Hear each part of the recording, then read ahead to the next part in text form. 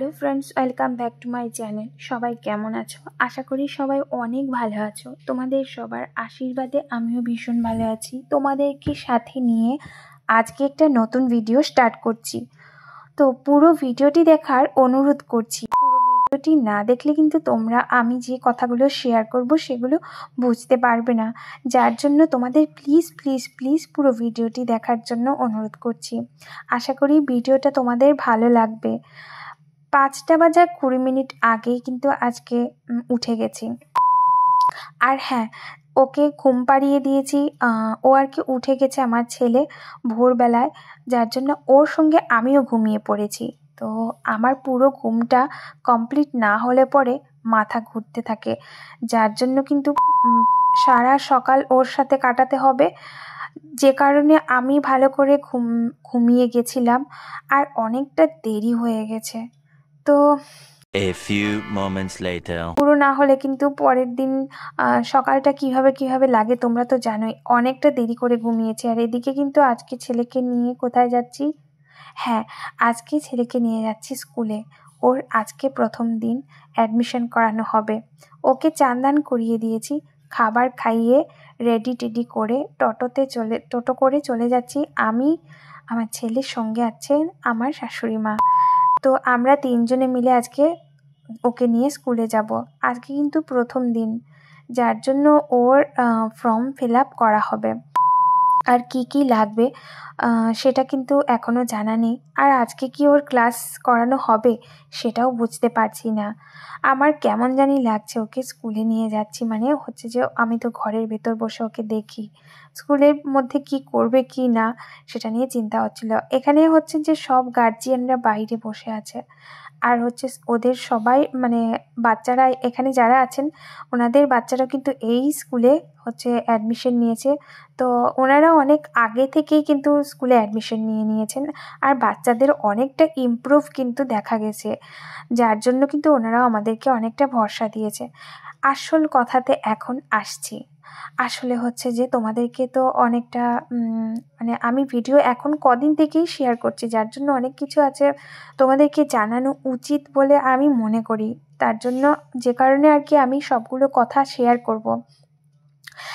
আমি প্রায় 3 বছর আগে ছেলেকে নিয়ে ডক্টর দেখাতে গিয়েছিলাম।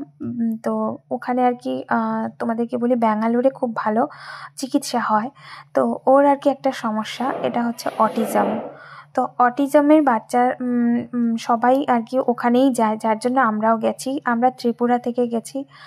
তো আমাদের ওখানে গিয়ে কিন্তু কোনো ট্রিটমেন্ট করা হয়নি, কেননা ও ছোট ছিল, যে কারণে ওকে আর কি একটা এমআরআই মতো দিয়েছিল। ওটা ও ছোট থাকার কারণে ভেবেছিলাম যে পরে করব, আর পরে করে করাও হলো না।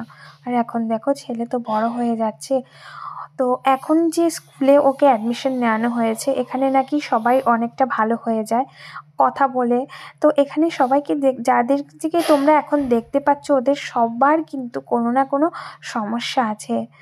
তো ভগবানকে একটাই প্রে করি যে বাইরে বেরোলে পরে দেখা যায় যে সবার মধ্যেই কষ্ট আছে, শুধু একা আমার মধ্যে নয়। তো আমি যেহেতু ঘরে বসে থাকি, মানে ওকে স্কুলে নিয়ে গেছিলাম প্রায় 2 বছর আগে, ওকে স্কুলে নিয়ে গেছি। কিন্তু ওখানে যাওয়ার পরে অনেকটা ছোট ছিল। যখন ওই স্কুলে ভর্তি করানো হয়েছিল তখন ও অনেকটা কান্নাকাটি করতো, যা শুনে কিন্তু আমার ভীষণ কান্না পেয়ে যেত। আর ও কিন্তু অন্যান্য বাচ্চাদের থেকে কিন্তু সম্পূর্ণ আলাদা হয়ে থাকতো, বাচ্চাদের সঙ্গে মিশতেও পারতো না। আর হচ্ছে ও পুরো কথা বলতো 1 বছর, মানে 1 বছর যখন ওর 1 বছর ছিল তখন কিন্তু ও পুরোই কথা বলতো। তো ও ABCD এগুলো সব কিছুই বলে নিত। আর যে কারণে আমরা খুবই খুশি ছিলাম যে না আমাদের মানে ছেলের মধ্যে কোনো সমস্যা নেই। কিন্তু ধীরে ধীরে দেখা গেছে যে ওর অটিজমটা পুরোপুরিভাবে মানে ওর অটিজমটা দেখা দিয়েছে, যে কারণে ও কথা বলা পুরোটাই বন্ধ করে দিয়েছে। আর এটা বলো তো দেখি, এটা কার না ভয় লাগবে যে বাচ্চা পুরোই সুস্থ, মানে আমি আর কি যখন ওকে ওর আর কি যখন আমার মানে যখন ওর জন্ম হয়েছিল তখন কিন্তু পুরো ওর ওয়েট থেকে শুরু করে সবটাই ঠিক ছিল। তোমাদেরকে এই কথাটা কেন বলছি জানো, সব ডক্টর দেখানো যখন যাই সব ডক্টরই কিন্তু একই কথা আমাকেই জিজ্ঞেস করে যে ওর জন্মের সময় ওর ওজন কত ছিল, ও কিভাবে স্বাভাবিক বাচ্চা ছিল নাকি কেমন ছিল। তো সবটাই তো আমাকেই বলতে হয়, যে কারণে আমি তোমাদের সাথেও শেয়ার করতে চাই।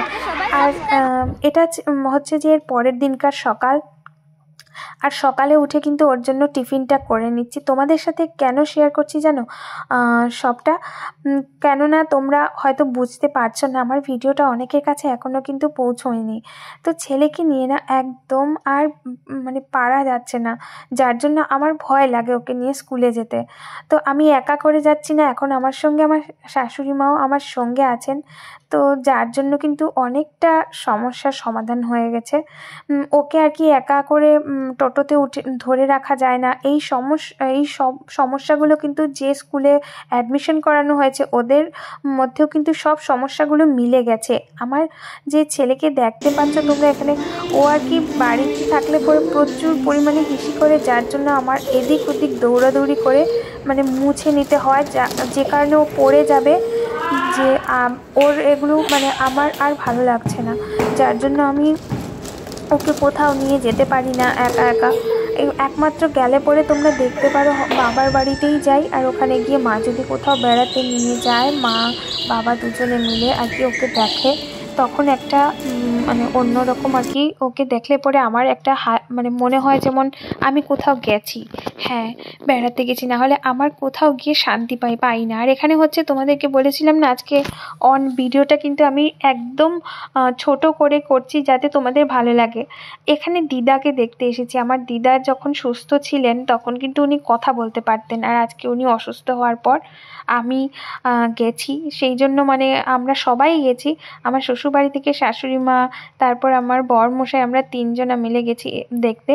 উনি আর কি কথা বলা বন্ধ করে দিয়েছেন কদিন থেকে, আর ওখান থেকে কিন্তু দিদাকে দেখে এসে ভীষণ মন খারাপ ছিল। আর এদিকে হচ্ছে বাড়িতে মাকে ফোন করেছিলাম, তো মা কিন্তু এদিকে রান্নাবাড়ি করা শুরু করে দিয়েছে। চা আসার পরেই কিন্তু সবটাই করে নিয়েছি, করে কিন্তু আমি ছেলেকে দেখছি মার কোলে উঠে যায়, যে কারণে মা রান্নাবাড়ি এখনও মানে অনেকটা রয়ে গেছে। তো আজকে কিন্তু অনেক কিছুই মা করেছে জানো, একা হাতে কিন্তু মা সবটাই সামলায় এখন অবধি। আমরা যখন ছোট ছিলাম তখন থেকেই মা একা হাতে আমাদের স্কুলে টিফিন করে দেয়া, আমাদের স্যার আসলে ওনাদের টিফিন করানো, সবাই আসতো আমাদের বাড়িতে যেন এখন অবধি কিন্তু সবাই আসে, যে কারণে কিন্তু মা বলে যে আমার একটু অসুবিধা হয় না।